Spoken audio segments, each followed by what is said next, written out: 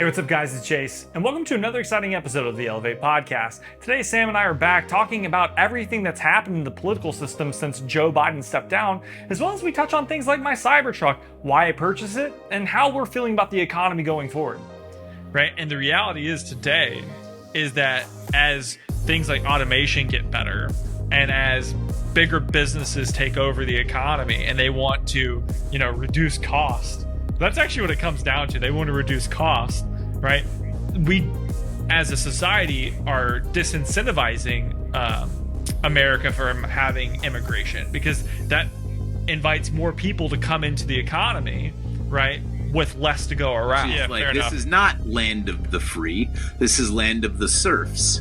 And if you want to get in, it's pay to play. So there's no real way to get into this country. So let's just stop pretending that there's an immigration system in place for these people to actually lobby to get in here legally. Let's just be honest about what's going on. Because if we were honest, then we could have the real conversation about what should happen.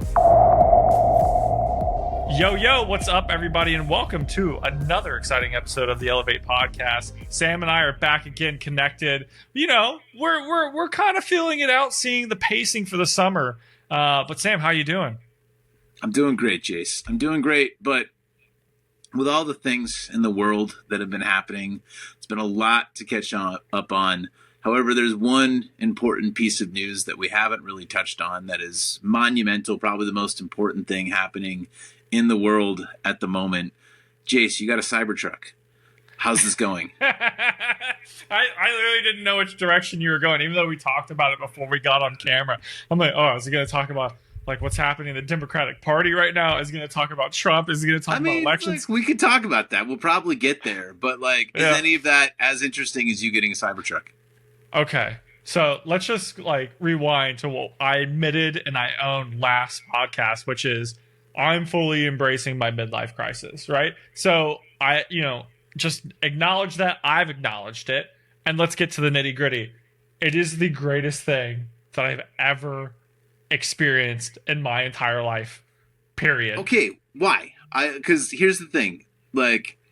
You have cemented douchebag status, right? So it's there. By getting this, you have a target on your back. So why is this worth it?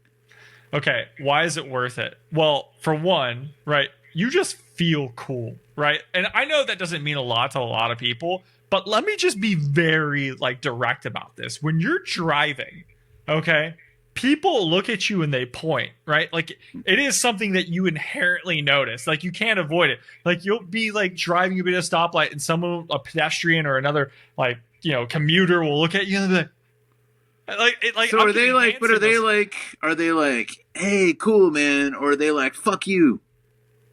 I've gotten a mixture of both, but it's mainly been positive. It's mainly been positive. And what's funny is I read a lot of the online comments and people that own Cybertrucks are getting ripped on. It's why would you ever buy that? One, it's ugly, or two, it's expensive. Why would you ever do this? And I can answer all of this. Okay, it's very simple. And it all boils down to the second you go into this truck, you're in a new entire realm of experience within the automotive industry.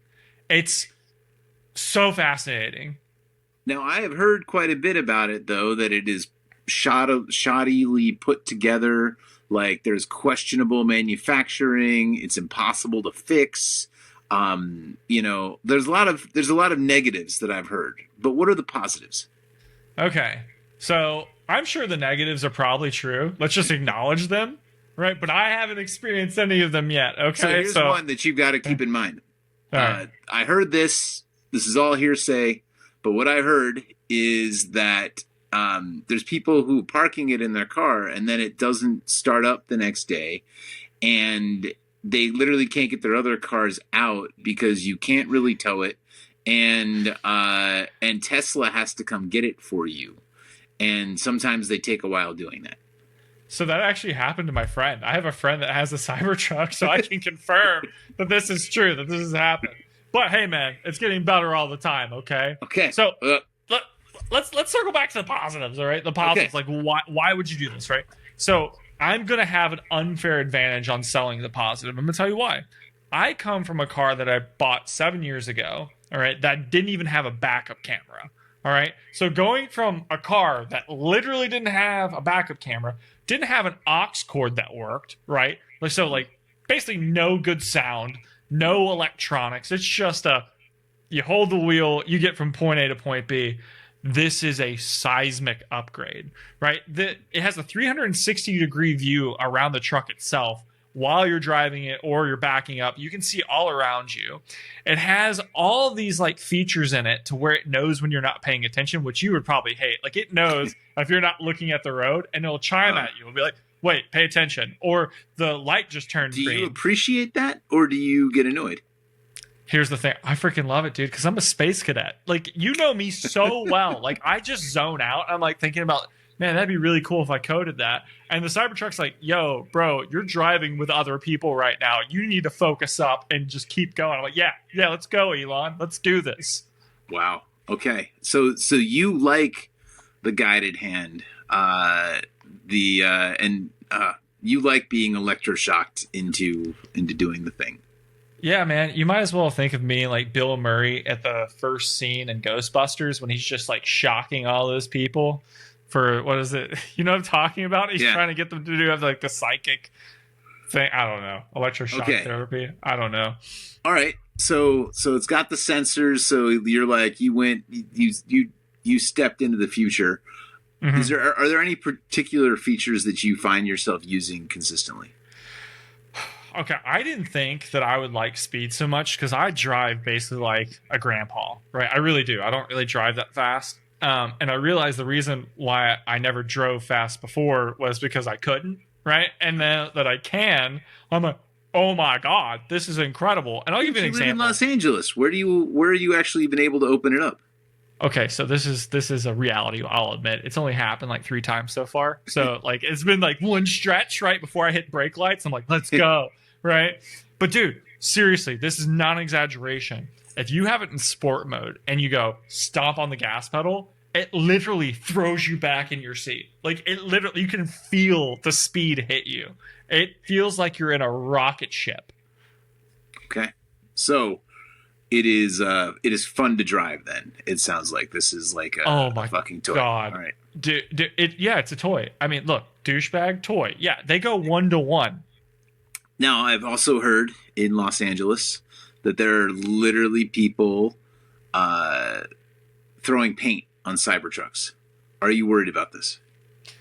I mean, here's the thing. It probably will happen, right? At some point. I'm not gonna hate on it because like if that happens, one, it has Sentry mode, so you can see like everything that's happening. You're like, oh, that happened. I mean, my car's insured, so there's that. This is the Batmobile, basically. I mean, you realize that you can fire small arm projectiles at it and it won't penetrate the chassis. So you bought a Batmobile and you're comfortable if people pour paint on it or shoot a missile at it. I mean, if that's the life choice they make, I mean, there's not anything I can really do about it. All right. So you're comfortable with whatever the consequences are and you're having a really good time enjoying the ride. Well, I'm sure I'll be upset, like, if I walk out and I see, like, red paint that says, screw Elon all over my Cybertruck. But the reality is, like, if that were to happen, right, everything's fixable. Everything's fixable. I have insurance. The car itself is, like, very sturdy. So it's like, okay, you just inconvenience me to take it somewhere to have it fixed. That's the reality of the situation. All right. Well, look, it sounds like we have a very positive review and happy customers. So we can go back to our regularly scheduled programming now and the dumpster fire that is American politics. We can pick up from last week because quite a bit changed. Oh, my gosh. I mean, look. Whenever the Democrats came out and said, hey, Biden, we want you gone. And then it just started like snowballing out of control. And then he actually stepped down. It blew my mind that happened. It did. I didn't actually foresee that happening. Did you? Yeah, I mean, it became clear that there was no scenario where he could continue. Like, there was just like, this was not gonna, or if he did, it was going to be an epic disaster. And if you looked around and you just saw how demoralized people on the left were, like, you were just like, it was legitimately hopeless, right? So now, what I find interesting is everybody is so excited that there's no Biden on the ticket anymore that they have completely talked themselves into Kamala Harris as a savior when 3 weeks ago she was unbelievably toxic. So it's amazing that she's a completely brand new person in 3 weeks. I'm fascinated by this emotional reaction by people on the left, just simply because they're like, okay, this went from hopeless to hope. Oh, we now have a person who can complete a sentence versus a person who couldn't. Mm-hmm. Yeah, I mean, it's really interesting that like you're making these observations because I agree with them. She's polling kind of well, right? She's not like obviously destroying Trump, but has a lead in a few of them. And it was really interesting to see that because the polls that were done previous to Joe Biden dropping out, they had, Kamala running with like Gavin Newsom and a couple other, possible potential VP picks. And like it was non-existent. She was going to lose, but like those polls have definitely shifted since Biden dropped out. And they're the exact same polls that were basically taken a few weeks ago. So why do you think that is? Well, money. If you look at her ability to raise money, it's actually very impressive. She set a record. I think she raised $100 million like in a single day, and that's never been done before in political history. You think that's by design? I mean, hey, Soros has his arm around her now, right? And I don't know if you're a conspiracy theorist or not, but I find it interesting. So, yeah. Well, I mean, if you were a conspiracy theorist, here's how you might look at this, right? Is okay, everyone. If you were sitting back, right, and you're watching the other team, and you're like, oh, assassination attempt. That's not good for us. Okay, but all right, so we're going to make it look like we're totally screwed. And we are going to let this play out. We're going to watch the convention. We're going to let basically Trump show the world who he is with that convention and terrify the base, right? And then we're going to create a crisis where it's like, oh, can we even field a candidate if we lose this thing? Oh, I guess we're stuck with Biden because we've got this money tied up. And what are we going to do?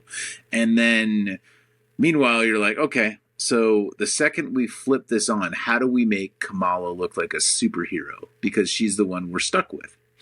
Or maybe they knew they were going to do this the whole time anyway, where they were going to let the Republicans have their go up against Biden and then flip it at the last second, and then we're like, how do we make her look like a savior coming out of the gate? Because she's not running anything. The same people who are running the country will be running the country. It's just going to have a different puppet, and that puppet is going to be Kamala versus Biden now, because it's very clear Biden's not running the country right now. So who is? Is it Kamala? I don't think so. So the real question is like, okay, so the puppeteers are like, oh, we need a new puppet. We need to make this puppet look awesome. Let's have the puppet come out with the most money that's ever been raised. And we're going to lean hard into identity politics. We're going to lean into all of the new things. We're not going to talk about the issues at all, but she's going to look like a savior just by having a record-breaking fundraising day. And you don't think they can go and make that pitch to a bunch of rich people and be like, let's have a record-breaking fundraising day the day after we do this? Yeah, I mean, so I have no argument, right? Like no argument can happen because what you're saying is 100% feasible. The only thing that I can add to your very succinct point is that, I mean, how do you combat the negativity from the border? Things like the border, right? Because she was the border czar. And if you look at the thing that's swaying, she's going to get hit hard on that now. They're going to lose on that issue. Yeah. I mean, it's massive. I mean, she was the border czar. Like, that was her title. And it's all over the media, right? I believe like what's happening at the border and what's being portrayed by the right, I believe it's true, right? I do feel like, there is a lot of immigration issues at the moment within our country. But is it being amplified? I'm going to derail this. Do we want to go into immigration? Yeah, I mean, let's do it. I mean, my grandmother, great grandmother, immigrated here from Italy, so like I know that I wouldn't exist without immigration. I think immigration's great. So let's go. We are a country founded on immigration, right? But have you ever talked to anybody who's immigrated here from Canada? Actually, no. I've talked to people from Russia and like other places, but India, but never Canada. Never Canada. So let's really unpack what our system actually looks like, and then let's put ourselves in, because theoretically we're the greatest country in the world, right? So if we're the greatest country in the world, you would think people would want to come here, right? So what's their experience? How are people supposed to try and get into this country? Let's talk about what this actually looks like if you want to get into this country. The way it used to be. Right now it's totally broken. It's worse than this. But 10 years ago, I have a lot of friends in LA from Canada, a lot of people who came down, and they would tell me, oh, so how did you get into this country? It's like, oh, I paid a lawyer a whole lot of money. I paid a lawyer $5,000, $10,000, $20,000, right? So you've got to grease the palms of a lawyer. There is no Ellis Island anymore. Yeah. When people came over, there used to be an Ellis Island where you could get into this country legally, right? And come in and make your way, right? And they told you the cities were paved with gold and the cities were paved with the janitor mop that you were handed when you got here. But you were able to get in.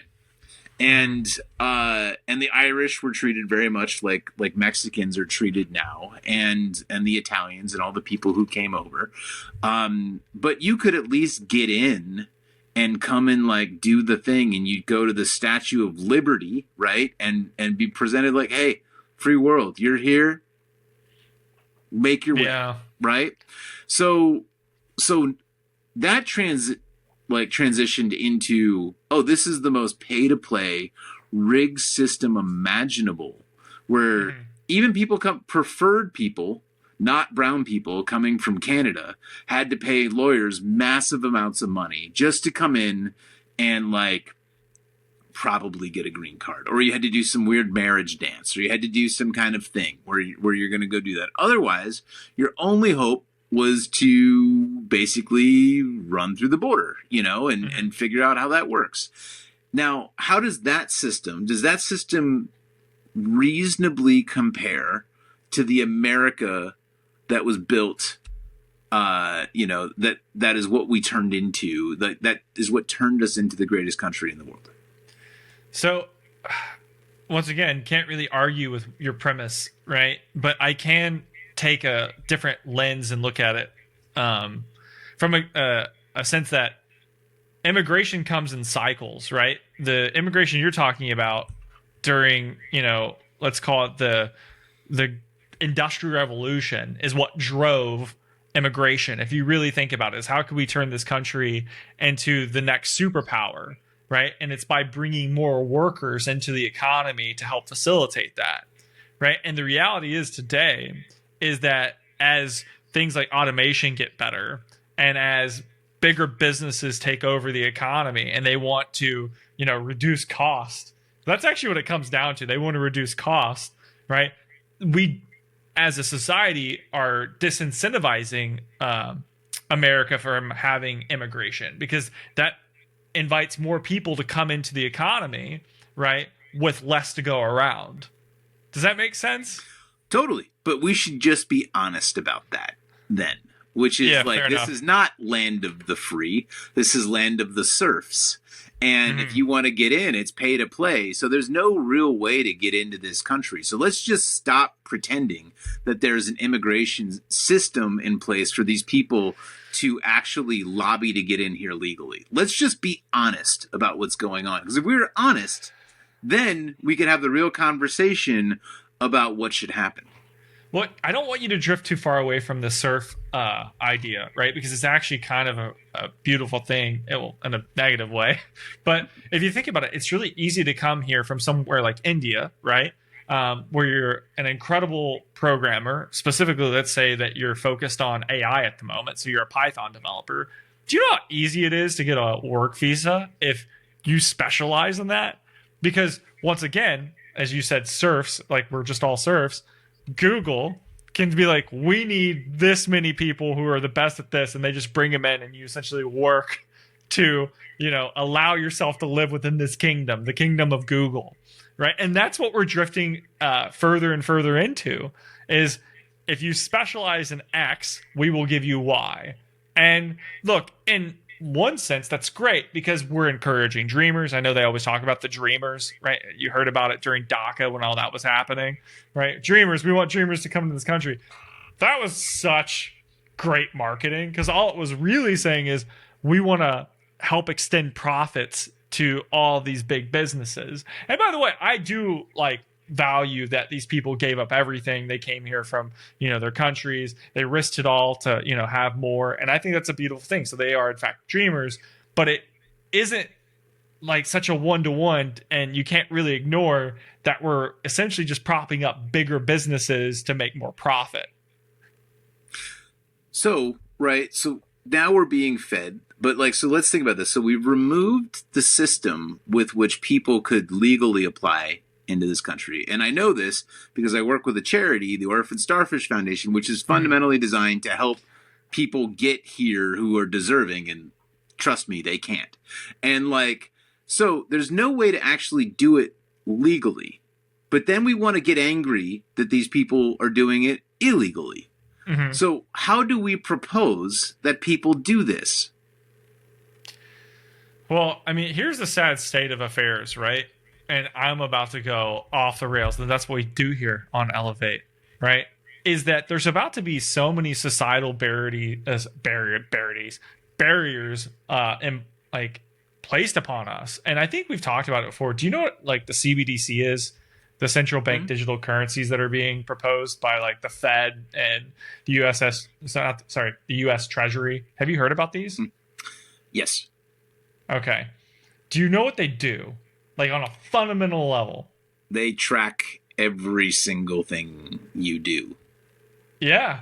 So, and I'm going to tie it all together. Why do we go off the rails to talk about that? And how is this relevant to immigration?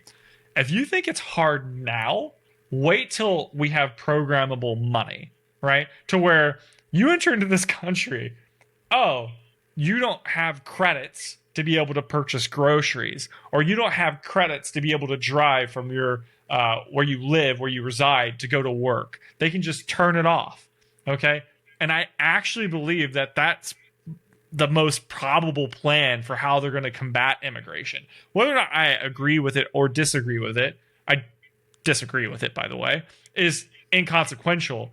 So how are they going to solve this problem? How are they going to fix it?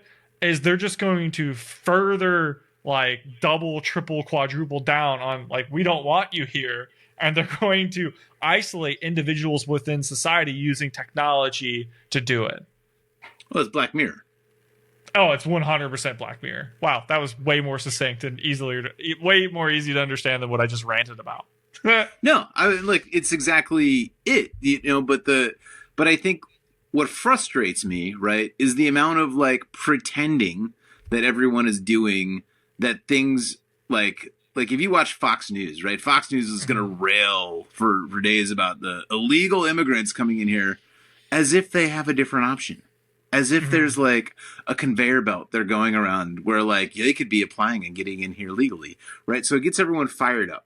Meanwhile, on the other side, the Democrats are you're so mean, blah, blah, blah. But don't send them here and, and don't freaking gloss out. over that. Don't gloss over that. You can't say don't send them here. And what are you talking about specifically? I want the viewers to know what you're talking about because it's actually insane. It's really funny. And I think what you're doing is you're implying sanctuary cities and markets that are outside of the border. Are you not? Is that what you're referring to? Are you talking? We really want you to let them in to all the places where we're not. We think we love immigrants. We love brown people. Just for whatever you do not send them to my fancy suburban neighborhood because I don't want an unhoused person there. Yeah, I mean, so I will give Greg Abbott some credit on how he handled that, right? And once again, it's not whether or not I agree with it. It's just like I'm looking at his, let's just call it his chess moves, where he started. I mean, he was human trafficking. Let's not like gloss over it. He was human trafficking people across state lines into like distributing I know immigrants. Yeah, I'm just using the word that is actually No, and then applicable. you see New York like, oh, this is a crisis. We can't handle this. There's too many. What do we do?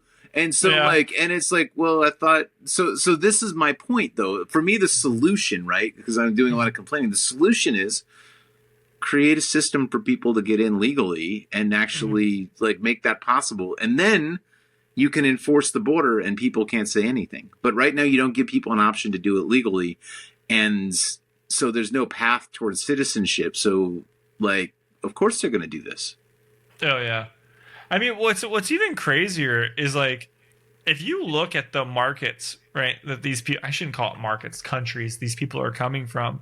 It's very far down in like South America. It isn't just like they're coming from Mexico. These people are traveling thousands upon thousands of miles to get Then here. we get into the conspiracy theories, right? Of like, What you're about to say, I can tell you, it's not a conspiracy theory. This is true. I know where you're going, but please continue. a tactical move by China. Okay, all this is confirmed. This is confirmed. This is like not far fetched. I mean, there's a great podcaster. Have you ever listened to Sean Ryan's podcast? No.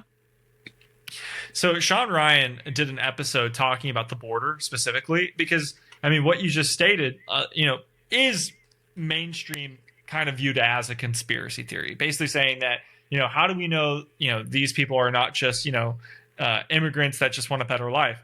And, how are we not sure that they're not like, terrorist cells coming in from, all over the world? Forget China. I mean, Afghanistan, Iraq, Palestine, all these places. It's totally possible. And the essential gist of that episode was, oh, yeah, we're tracking terror cells coming from the border, the southern border, infiltrating into the country.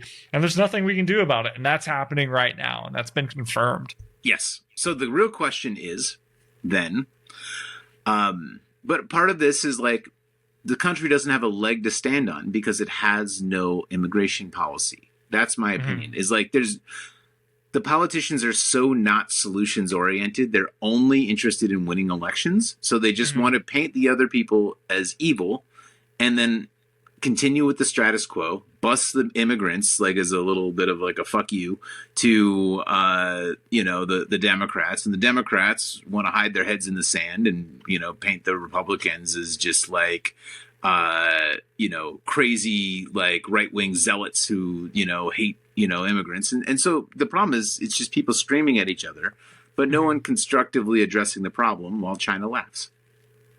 Oh yeah. Well, I have a question. It's kind of like going off left field for a second, but I'm actually curious because you just got me to think about it.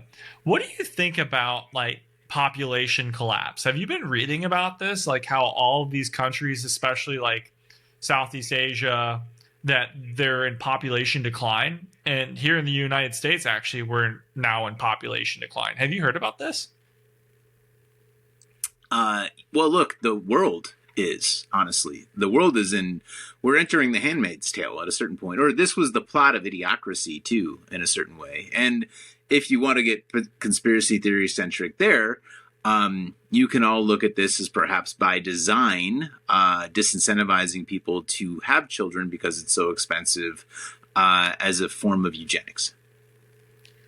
Yeah, you don't have to outright neuter the population if they can't afford it. So it's possible. Yeah. I mean, I have no interest at the moment in having children, right? I do have this thing inside me where I would love to have a child. I would love to raise them and teach them how to camp. Like I have this dream of teaching like my future son or daughter how to camp, right? But I logically, right, because I'm a logical person, can't justify having a child right now. Like it doesn't actually make sense. Especially with the economy just continuing. Well, it makes sense in what way, though? I mean, like, at a certain point, well, look, the real question, right, is we're conditioned. But here's the thing. The thing that we were conditioned to do growing up, which is like, okay, you're going to go spend 12 years in school, and then you're going to go and do 4 years in college, and that's the way that you do it. And then you go out and you get a career, right? And you're going to go and like be a filmmaker or like get into coding or, you know, be a programmer. Like, does anyone think that's the path right now? No, I honestly believe that everybody's starting to wake up and realize that being a specialist is dead. You have to be nimble and be able to pivot at any given moment, because you have to be a jack of all trades today, especially in what we do. Like, Sam, you have like 20 jobs. Every time I talk to you, you're like, oh, I'm doing this. I'm like, what? I didn't know you could do that. And you're like, oh yeah, I'm doing that right now. I'm like, okay, that's great. That's awesome. And I just write it down. In future, call Sam for this, you know, like, and I feel like that's becoming even more prominent within the media and entertainment industry. Well, why do you want to be a specialist? Isn't that boring? Oh yeah. I mean, well, you're talking to me, man. You know how many things I do. So yeah. Well, and also think about this too. Like, if you're an actual specialist on a practical level, like, how much can you actually do of that in a given day? I can only work on something for 2 hours before I have to do something else. That's sort of my point, right? So instead, if you're like, I'm doing a whole lot of things over the course of the day, then you just do each of them in 2 hour spurts and you've had a really productive day. Yeah. Yeah, that's basically it. Yeah. Like 6 different jobs, but spread out across and 2 hours a day. Compare that against the specialists that you know, right? Mm-hmm. Here's what also happens when you learn how to do a lot of different things across a lot of different disciplines. Like, at a certain point, it's not hard to learn new things because you're used to learning how to do things. So when you suddenly get in the room against people who, like, they only do one thing, like, I do this one thing and I'm so good at it, like, you find that they're actually not very efficient people. So you can compete with them pretty easily because you have a much wider knowledge base to deal with. Yeah. And it's really fun to be able to connect threads, because you do this all the time, because you work in different software divisions all the time. You're like, this should talk to this software, and they never even thought of it. They're like, wait, that's a great idea. And you're like, why didn't you think of that? That's common sense. That happens every day with the people you're describing, right? It's just like, oh, this multidisciplinary person can see the thread, like, and through line from multiple products and connect them all. So yeah, I agree with you. That's a long way of saying I agree with you. Well, but here's the thing where I actually want to branch out into, which is like, I don't really just want to be known as a tech person. I want to diversify, right? So when I get a house, like, what do I want to start doing? I want to start growing plants. I want to figure out how nature works. I want to, like, connect that into tech and connect that into, like, martial arts and figure out all these. Like, I don't want to waste my time just pushing the same button because that's the fucking bucket that people want to put me in. Sam, why do you think we started this podcast? This is exactly why. Like, you just summarized it. Because I was tired of people not knowing how beautiful you are, man. Like, yeah. Okay. So I'm gonna call you out. I've realized this over the course of the 18 episodes we've, like, filmed together. You don't like compliments. You don't like being complimented, and it's really funny. Is there a reason from that? Is there a history with you and compliments? Well, here's the thing, right? You know, I like to lay low. I like to just kind of be under the radar. So the thing is, and look, I always appreciate it too. Like, it's not that I don't, like, you know, I'm like, hey, an authentic compliment is great. I prefer to give them than receive them. And that's my wife has you know, if she's listening to this, she's going to laugh at this last exchange. So, like, look, I greatly appreciate that. It's I don't know. I got to probably see a therapist about it, to be honest with you. But the truth of the matter is, like, it's I find what you want, basically, you never want to say anything about yourself. It's always much better if somebody else says something about you. So I prefer it that way, but it's always when it's directed towards me, I always get uncomfortable. I don't know why. Mm-hmm. Mm-hmm. I think I do the same thing, by the way. We got some self-work to do, man. I don't know. That's it. But thank you. I appreciate that. I appreciate it. And then I will have to work on authentically accepting that and just being like, oh, thank you, wow. But but I do, like, I'm a very much I don't like attracting attention. Yeah. By the way, you always say the same thing too. This is why it's like really fresh. You always say, "Oh, stop, oh, stop," and you turn your head. You go, "Oh, stop," turn your head. All right, so That's I gotta tell. Oh, you gotta tell. And you're a poker player, so this is bad. Yeah. We gotta fix this. No one compliments you at the poker table, and if This they is do, true. they're hustling you. Yeah. So how good were you? Were you pretty good? Like, I don't know. I've hung around you enough to, like, sometimes you say stuff like, man, like, I think Sam was pretty good at poker at one point.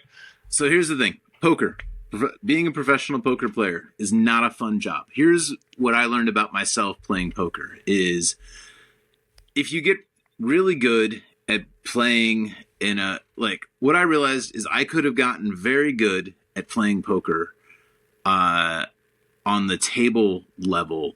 I just would have hated it.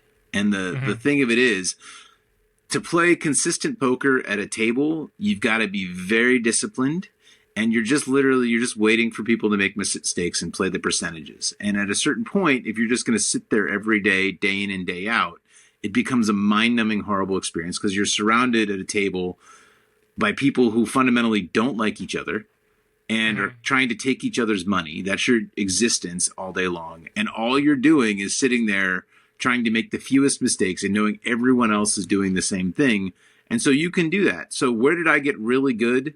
I was a really good sit and go player online because it was tournament and it was game based and there was a fixed amount of time and I knew how to play that and I was really good. And I got to be a really good tournament player. But those are less long-term financially incentivized things. So the long story short is I enjoy tournaments and sit and goes, and that's where I'm strongest because there's a fixed amount of time and then I can go away and do something else. To be a true professional on the poker side, you've got to really want to sit there every day and day in and day out and like work the table and know where the like inefficiencies are and read every single person and get in and do that, and then also have good days and bad days, and it's not really worth it. Okay, so basically what you're trying to tell me is that you're Matt Damon in the movie Rounders trying to go up against KGB all the time when you should have been John Turturro just grinding it out.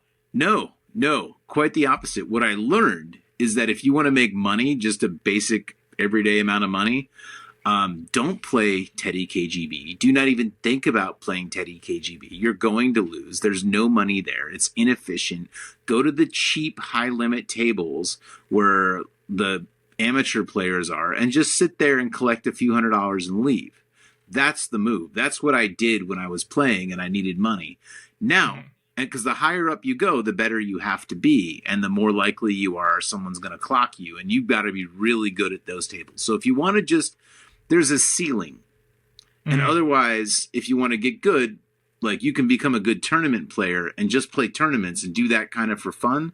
But if you want to make an everyday living, you want to play against the worst players possible, where there's basically the one thing from Rounders that is definitely 100% true is if you sit down at a table and you don't know who the mark is, you're the mark. You're the mark. Yeah. Dude, it's such a good movie. I watched it recently on a plane, and so felt pretty good about that. No, it's great. But in the real world, I would say most honest poker players would admit that, like, they're probably not the best player in the world.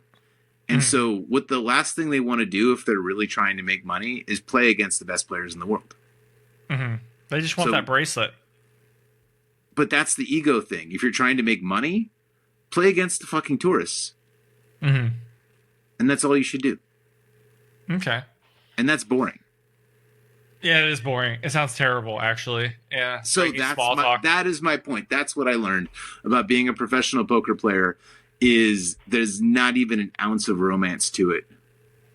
I mean, isn't there, though? Like, you're just sitting there, like, sipping on your Jack on the rocks, right? Or whatever your drink is. Dude, I did it. But also, you don't want to get drunk when you're playing. So if you're playing screw down poker, like, and you're playing for real, like, you don't want to get drunk.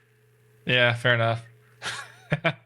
So if you want to get drunk, play a tournament. Like, play a tournament and really do it. But if you're serious about making money, like, it's all discipline, which makes it boring. Yeah, that sounds terrible for me. Yeah, I could never do it. All right, so to get back on track, though, I wanted to go down this poker rabbit hole with you because it's been on my mind for a while. I'm just like, every time I see you, I'm like, man, there's something going on behind those eyes. You know, I'm seeing you throw craps and you're just the man. I'm like, this is so much fun. I want to talk a little bit, though, about the Secret Service. Did you watch what happened? She stepped down. So yeah. So why? Why did she put herself through all that just to step down? Well, so the question is, how conspiracy minded are you, right? So, like, it always comes down to, like, there's only 3 scenarios that make sense. Scenario 1, and I think we talked a little bit about this last week. Scenario 1, the Secret Service is incompetent. Scenario 2, it was an inside job where they told the Secret Service to let the thing happen. Scenario 3, this was staged by the Trump campaign in the ultimate marketing move ever. That's all 3 of those scenarios, by the way, are bad. Mm-hmm. Yeah. Look, dude, I'm texting my friend every day, and, like, it manages to get more and more insane. Right? Like, and we're only in July, right? The election is in November. So what happens when we throw in a financial crisis? Oh, man. So I don't know. Like, you saw the stock market, like, lost over $1 trillion today. Today? Really? Oh, yeah. Lost over $1 trillion today. I haven't been paying attention. Okay. It's actually worth you, like, getting on Google real quick and just Google stock market. It's actually pretty. Here, let's see. I'm gonna see if I can find this one headline because it was brutal. Stock market today. Let's see. Stock market. NASDAQ falls 3.6% today. S&P worst day since 2022. Right. Oh. It was bad. It was not a good day. I mean, the whole entire board was red. Uh-oh.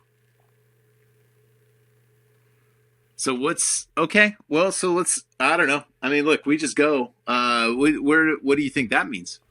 I think it's a combination of 2 things: AI and now the reality that Kamala Harris is doing better in the polls, right? And look, that's not me being negative towards Kamala, by the way. It's just the Democratic Party. Obviously, they're the incumbent party, and let's be honest, like, the stock market has not necessarily thrived. Under their leadership so far. And that's not an indication of, like, the economy. That's just the stock market. And the reality is that when Trump was a superhero, right, the stock market started ticking up because everybody believed, oh, my God, like, this man's going to take us to Valhalla. Jerome Powell's going to lower rates. We're going back. And now that, Kamala's back in the running, people are having, like, a sobering moment, right? They're coming back to reality and be like, oh, we're still far out. We need to see where the cards are going to lie, and they're hedging a little bit. So your theory is that the stock market is going up and down based on literally, if the Republicans win, stock market go up. If the Democrats win, stock market go down.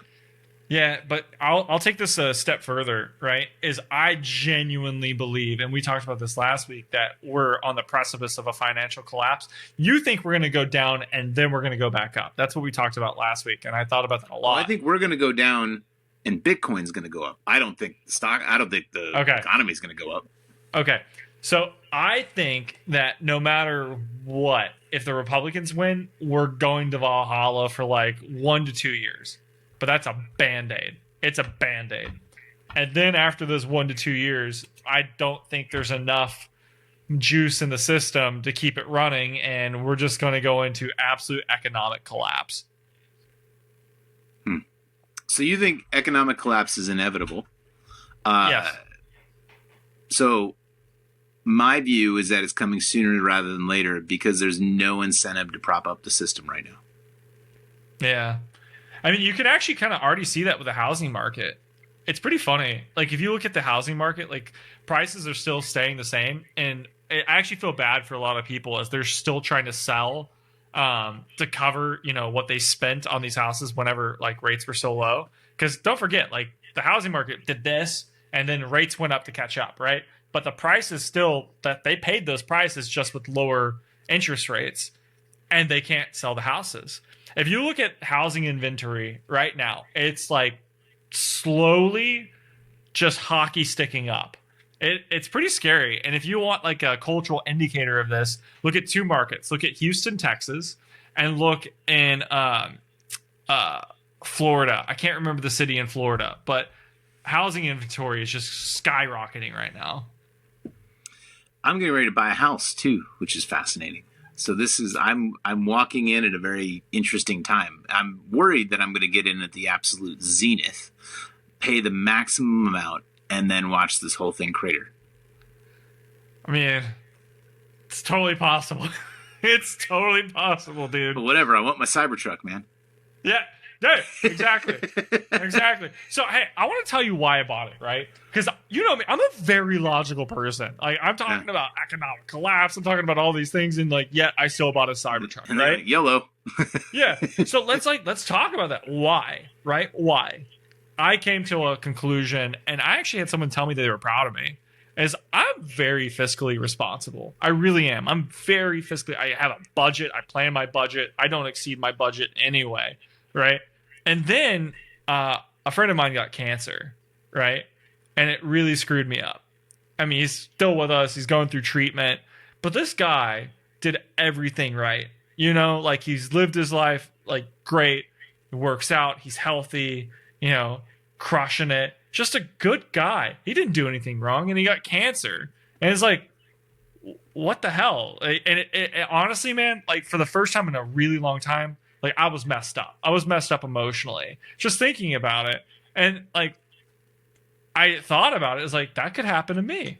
At any moment I could die. I could like get hit by a truck. I could get cancer, or something terrible could happen to me, and I wouldn't like do this thing that I really want to do. So I was like, you know what? Screw it. I never live dangerously. I never do anything dumb. I'm buying a Cybertruck because I want to. Right? I can, so I want to, and I'm doing it. And like it was my statement to myself. It's like I'm living for now. I still have money to where like if things go, I'm good. But like it was definitely not a fiscally. So here's a question decision. for you. Then I think this is a very interesting conversation. Like because this brings up a lot of things. I think for a lot of people. But like, hey, look, if it was to happen to you tomorrow, like and now that you have your Cybertruck, are you good? Yeah, I'm good. And like, look, I mean, if I have like, get hurt, right? Let's say I get hurt and I can't work, go on unemployment, or, the reality is I could sell the Cybertruck. Well, actually, I don't know if this is kind of screwed up. I actually don't know if I can sell the Cybertruck. I think you have to hold it for a year. Like you sign a contract. Oh, really? That you have. Oh, dude, something you own, you can't sell. Like there's like something in the Oh yeah. I'll confirm this later, but like, I'm pretty sure I can't sell it. We'll touch on that later, but I'm more interested. So you're pretty much, so now that you got your Cybertruck, you're like, okay, I'm good. Yeah, I feel really good. Like I had this moment, right? Because I've never, well, that's a lie. I haven't spent that kind of money in a long time, right? In a long time. And it's mainly been because I've been worried about the economy. It's like, oh, I think we're going to economic collapse. I think this is going to happen. We've talked about this 1,000 times, so you get it. It's just like, what am I doing? Like, I'm literally being Chicken Little, and I'm living for a potential future, right? I'm not always right. Sometimes I'm wrong. So if I'm living with this fear inside of me and not truly allowing myself to live, isn't that kind of a problem? Yeah, my perspective is you can still be Chicken Little. Like, there's no reason you can't think that something's going to happen. But I think what you need, for me at least, the mentality, and I'm happy to be wrong about this, is no matter what the situation is, you need to be making the best possible move you can be making at any given time. And and so, the risk reward, life is a calculated risk, always. And so you just have to make the best play at any given time so you have no regrets. Well, if I'm being truly honest with myself, this wasn't the best play. This was an emotional play. Well, no, but emotional plays can sometimes be the best play because it solves a problem. Like, how are you evaluating these decisions? I mean, like, look, if the goal is to die with the largest bank account, then no, maybe not. But like, if the goal is to live your life to the fullest, and you know that buying a Cybertruck is not going to break you financially, even if the sky falls, then actually it's totally fine. You're living within your means, and you just did a thing you wanted to do. Yeah, it's true. I will say this. I have been offering to do a lot of more freelance gigs on the weekend since I bought the Cybertruck. I'm like, oh, hey, man, you need help? I'll shoot that. Yeah, camera operator, cam op, $250. No problem. All in, right? Like, just starting to think, like, okay, if I can cover the Cybertruck monthly payment by doing a couple side gigs, like, I'm trying to, like, do, it's called girl math, right? Oh, it's free. It's free. It's now free. It's a free truck, like, so I'm starting to do girl math on my new vehicle. Yeah, I don't know. I don't have all the answers for you. I literally spent the last few years just like figuring out how to travel because I have been trapped in the suburbs, with my in-laws. So like this is it's been a fascinating thing how much I was able to do just because I had no mortgage.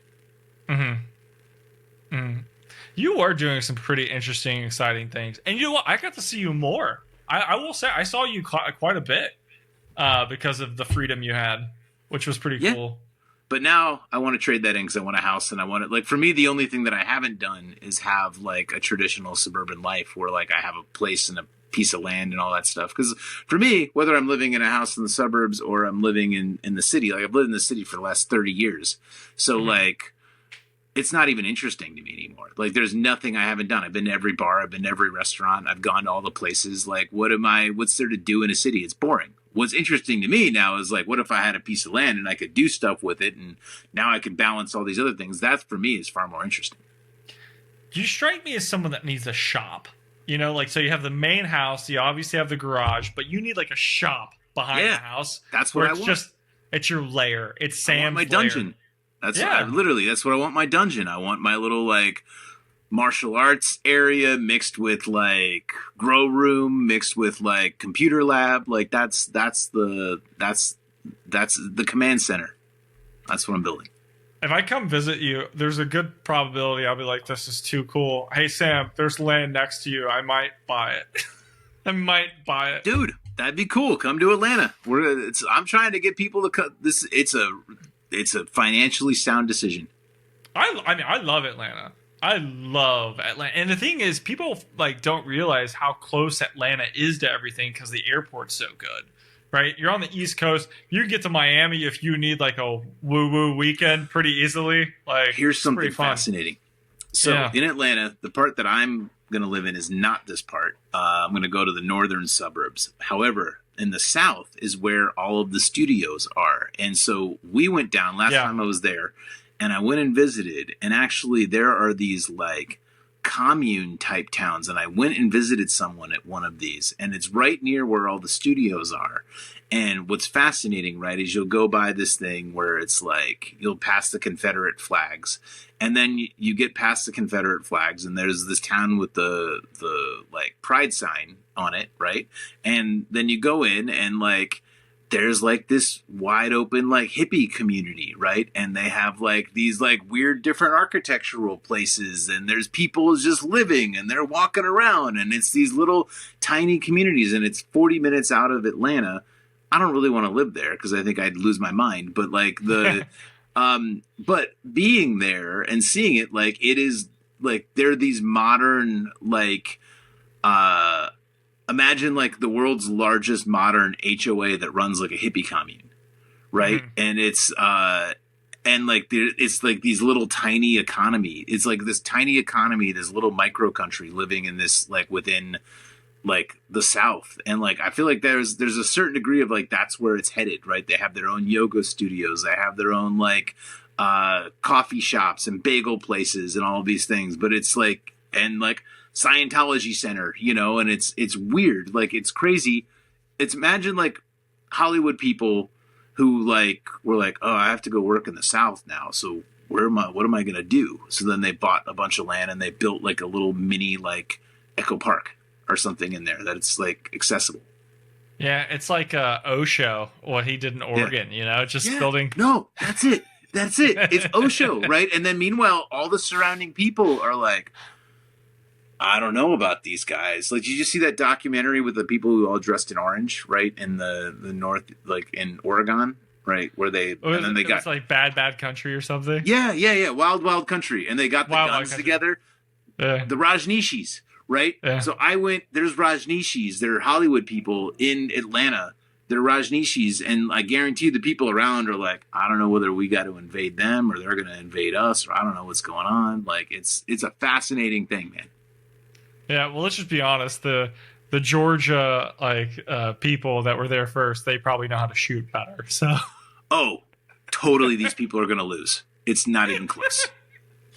I mean, I know this is terrible. It's so terrible, and I always laugh because it's like, thank God the left can't shoot. That's the meme that's going around right now, right? Like, and it's. I mean, that's in people's consciousness. I just said that, right? Like, it's in my consciousness as well. So I don't know. It's really fascinating that conflict's going to happen. Well, at some what's point. going to happen though is the left is going to destroy their own cities, right? And then they're going to need to move to other ones. But a lot of the people where that was happening during the George Floyd times, right? A lot of those people subsequently left.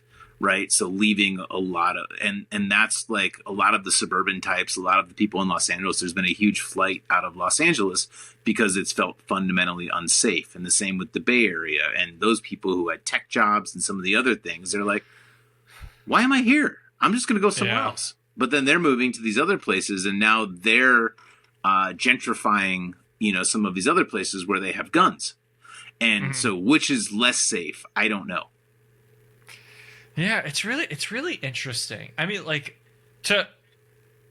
COVID wasn't that long ago, but it feels like a lifetime ago. Like, the BLM riots were absolute insanity. Like, it was absolutely insanity. You want to hear a funny story? This is I do. Something I did. I was at my mom's HOA in Florida while all those were going on. And I wasn't paying attention. I put some sunscreen on my face, and there's like riots happening out in and around Florida. There's stuff going on, and I went for a walk around the HOA with this like suntan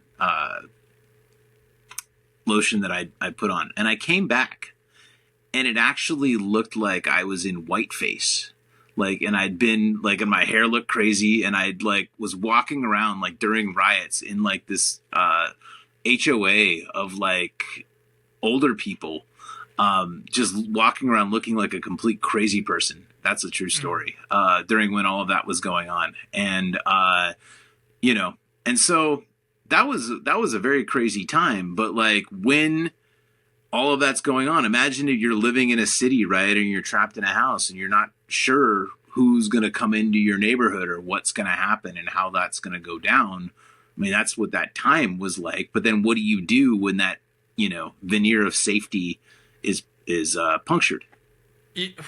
What's even crazier, man, is like everything you're talking about set like police districts back monumentally, right? Because like, what was the big like rally cry? It was defund the police. Remember? Like, everybody's screaming defund the police.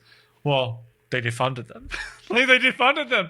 And so like places like SF, like, they're like, all right, like, we just will decrease our police force, and that, what's happening there, right? So, yeah, it's crazy. But now what's happened, right, is like, well, there's documented evidence that didn't quite go as planned.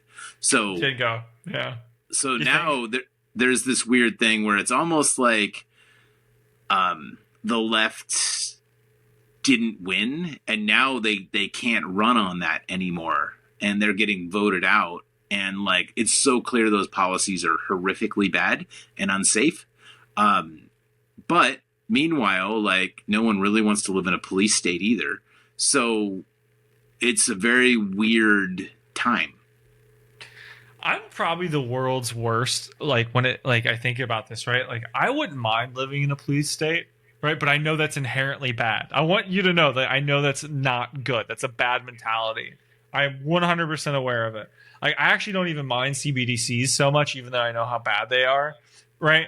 But I guess the reason I'm volunteering this information to you is like, is that because like I have privilege? If you think about it, it's like Yes. all Chase, all these 100%. things.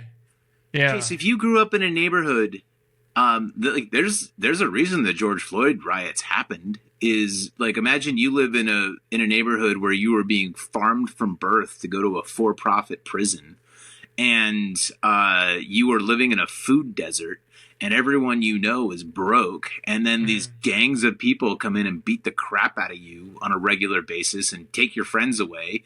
Like, you're going to have an unhealthy attitude towards the police. Meanwhile, flip that around and you grow up in suburbia and you just never interact with the police. And you're like, this is fine. Yeah. So thank you for like explaining that so succinctly, right? Is because like what we talked about earlier, right? We talked about CBDCs and how dangerous they are to poor people, right? Like we called out at the very beginning. I think we're like 20 minutes in, and I'm realizing maybe that's why I don't care if it affects me at all. Right? Because like, this is tailor made to isolate society, right? And if you really think about it, it's like a modern day digital caste system. Oh, 1,000,000,000% it is. I mean, do you care about what the APR on your credit card is, Jace? No, because they pay it off. Boom. Do you think the average American does? No, I'm with you. Like, this is why I like how we're having this conversation, because it's like really eye opening when you think about it. Would you ever go to a payday loans place? No. Do you know how popular they are? Yeah, I know. I feel bad for saying it the way I did. The reason why I said it though, like the way I did, is like because I realize how predatory it is. I'm like, yeah. I would. But do you never realize do that how many people depend on them? And like the same with Yeah. pawn shops and all of these other things. Do you go to pawn shops regularly? No, absolutely not. I sell things on eBay, or I sell them on Facebook Marketplace, where I make the most amount of money.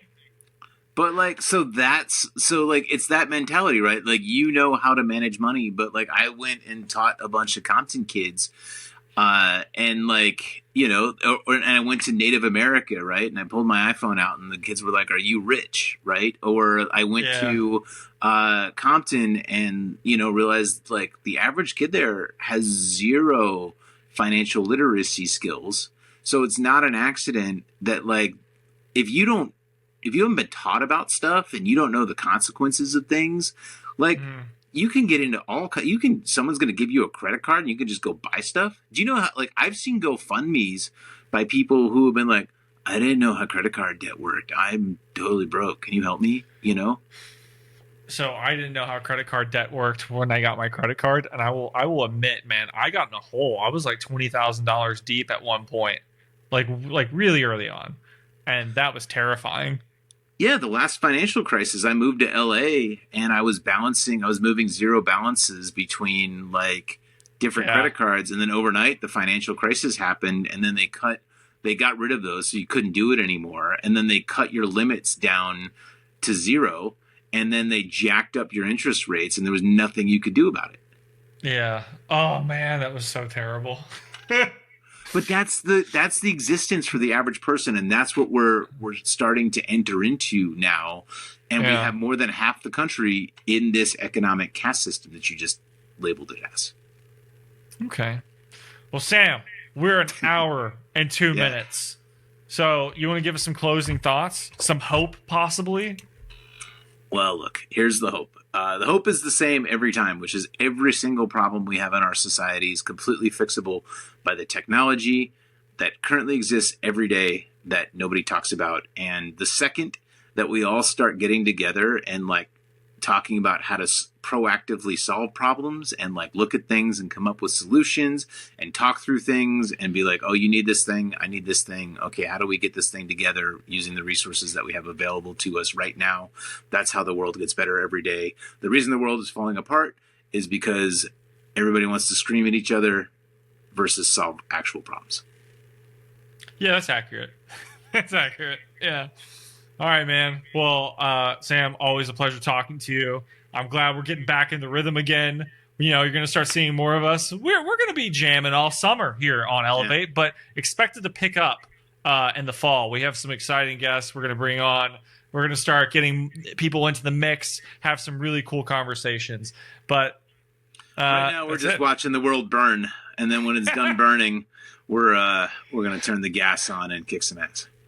We're going to turn the gas on to really fan those flames. Yeah, great. Love that for us. It was a good metaphor, you know. Metaphor. It's not really the best note to leave it on. I'm going to reframe that. No, we're not going to use gas. We're gonna. In fact, that's an aging energy type. We're going solar. We're going solar. We're going solar, everybody. Actually, we're and off the grid. Please, Sam. Please, let's go off the grid. All right, guys. Well, that's going to do it for this episode, and we'll catch you here next time on the ELAV8 Podcast. Peace.